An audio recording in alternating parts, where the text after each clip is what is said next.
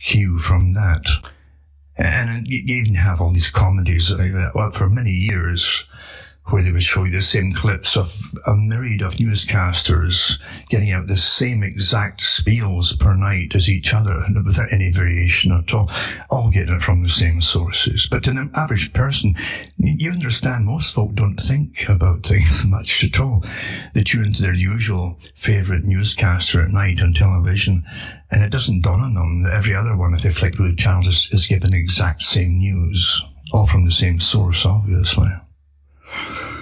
And it is surprising. You would think most folk are like yourselves. For those who are awake, it's a shock at times when you're growing up to realise that most folk don't think or perceive things the way that you do, you know. And it's a shock. I mean, a real shock when you realise that they've never thought about certain things at all. They've taken so much for granted, and they're perfectly conditioned because of it. They haven't questioned much at all. And that's a natural way to be, actually, you know, a really natural way to be in some sense. If you had a truly real world where you lived in a tribe of people in a village, and the head villager that you elected had no more than you did in a simple tribal setting. But we're not in that setting anymore, and you have this incredible amount of persuaders at the top working for, and the politicians, the lackeys working for the big ones above them that put them in power. The voters don't put them in power. I don't know where you get that idea from. But it's been that way for an awful long time. Politicians are very carefully selected and screened before you even hear their names by the same source. And Carl Quigley talked about that too, he said for the 1960s, I think his book came out, and his main book actually is well known for, he wrote other ones, which I personally think are just as valid. But Tragedy and Hope did come out, and he talked about the ones who literally, well, actually what he talked about was the fact that he and a squad of professors were brought in as professional persuaders to debate people who are causing ruffles in society by exposing things which governments and governmental agencies or even the CIA were really involved in, you know.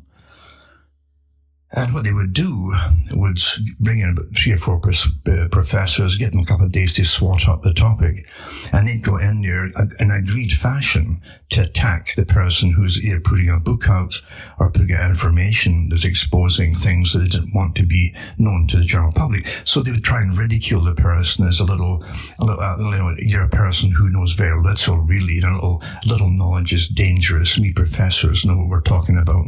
And you defame them and smear them on television, and that would generally, as Quigley said, that would generally work. He talked about this in some videos, by the way, too, old ones years ago. And he said until at one occasion it happened, he says, well, one guy had come out with a book, and I think it was called, none dare call it conspiracy, the one Gary Allen. And he said this guy knew his stuff. He had done his real homework, and he says we couldn't ridicule him. You see? Now, you notice he didn't say, we couldn't show that he was wrong. Their whole technique was to ridicule. And that hasn't changed in the present day. This is how it's really always been. It's actually worse today because they've turned out much, much better characters, better trained in behaviorism and psychology and special areas of psychology, working for the military, by the way. The military's heavily involved in all of this. That's why they turned them loose, using the PSYOP organizations with cyber warfare organizations. And it's been in the media. It's not my word for it, my opinion on it. I've read the articles from the mainstream on it, where they turned these characters loose on those in the internet media to attack them and defame them and do all kinds of dirty tricks, which they'd used across the world, across the Middle East and Syria and Egypt and different places over the past, and Iraq and so on. And it said in the newspaper, this same organizations are now being authorized to be turned loose upon the public inside their own countries. Do you realize what's going on here? And you idiots, I have to say idiots, go out and vote all the time to keep the same system going. This is incredible. Because you have no rights, you see. You really don't have any rights at all. When your governments can collude together to change a society on behalf of bigger organizations above the governments, rather obviously so, in fact, then it truly is amazing. And when you have so much evidence for it, that you're going to go and vote for the same characters to come in again. No. The same people who do what they're told and take all your rights away from you under the guise of COVID. Into a formula from previous, like, tabletop exercises that they had with Johns Hopkins in the past, following the exact formula of lockdown, as I say, right back to the one in 2010, Operation Lockstep. That's from the whole, one part of a whole series of stuff put out under the Rockefeller Foundation back then in 2010.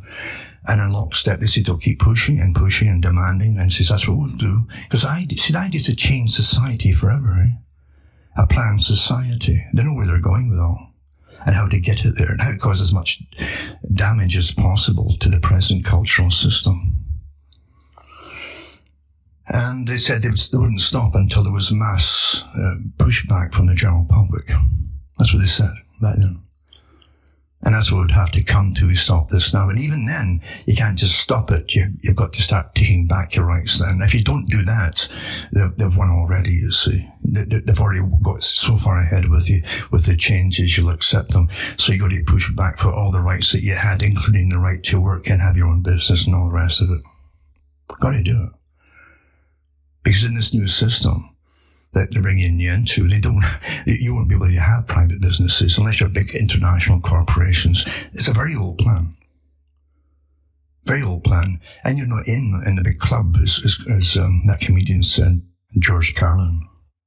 Now the thing is, you'll never get back to any kind of normalcy when they have a plan at the top. And Mr. Schwab, the James Bond villain character, is a frontman, obviously, for the big international corporations that all work under the pyramid of finance, and take their orders from those at the very, very top. It's obvious. You can't have them all on board if they're all independent corporations, which tells you they're not really all independent corporations after all. Someone owns most of the shares in these corporations. You always find that happens, you see. You don't need to own the big amount of shares to run the company in order to tell the company what to do. And don't forget, the CEOs are generally employees. They may have some shares in it, but they're really employees of the corporation. And the corporation then serves the bigger system that brings them in, helps them, and gives them financial help that they need to get through bad times, good times, or increase their profits. They don't do it all themselves.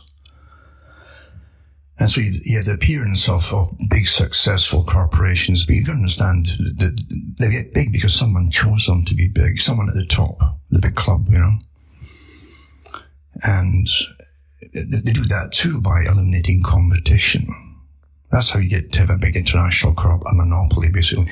You eradicate competition. And of course, after the different takedowns of big corporations in the past, like the Rockefellers before, with their oil corporations and monopolies in so many different areas, which is a sign, actually, it's like signs of a disease. When you see the same signs creeping across the world, you find these guys all know each other at the top in different countries, and they're doing the same thing. They take over the resources of the planet. You'll find that too in Quigley's books to an extent too. You also find it with the statements they make, the ones that represent them, like old David Rockefeller, who died, and his father before him, that said competition is a sin. He wasn't being egotistical as such and just arrogant. He was actually saying what he really believed. And the idea was to eliminate competition. They had the right, these guys like himself and an organization he belonged to, had the right to take over the world's resources. And only they could work it properly.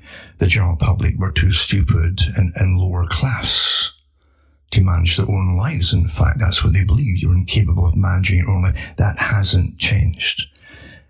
And so you'll find from all books from H.G. Wells, even before Wells actually, but H.G. Wells was rather arrogantly all for this agenda, and the same agenda that pretended it was left-wing because they get the working class on board with them, the Fabian Society, financed by the biggest, richest folk of the era. So we're told anyway. I think there's bigger ones than them, like the Astor family.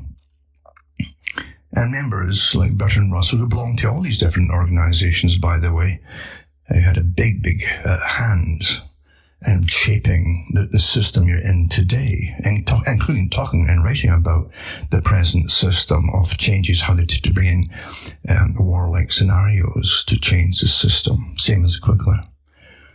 But Russell also talked about useless eaters, because he and Wells and all the rest of them were eugenicists. They believed in superior types and inferior types. The socialist leaders they created, like George Bernard Shaw, were very open about that. They had the right to choose who would live and die. We saw that in operation when the Bolsheviks took over Russia. They went right to work at that, you know. And Shaw said the same thing. You have to come to us and ask us why we should keep you alive. You're great socialists. It's amazing how they can keep things quiet. And other socialist countries, they can actually paint with as a villain and make thousands of movies about them. But when you find they're all the same, really, at least the ones who run them all are connected to a higher group. They're all the same.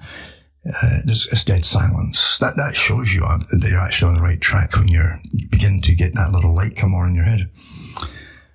And that's how it is. Useless eaters, Bertrand Russell said. When talked about overpopulation, if you just let the people breed and all that, and H.G. Wells said it too. He says we can, what about the people, helping the people? He says, well, we can give them food and we can help them get better hygiene and so on. And what do they do? He says they breed. You know, he was so disgusted at that. It was okay for him to breed with different wives and so on over time. But you see, they belong to the right people, the right genes, the right makeup. And you didn't, you see. And you find the same thing with Margaret Sanger, Planned Parenthood. She talked about children being weeds. That's what she called them, eh?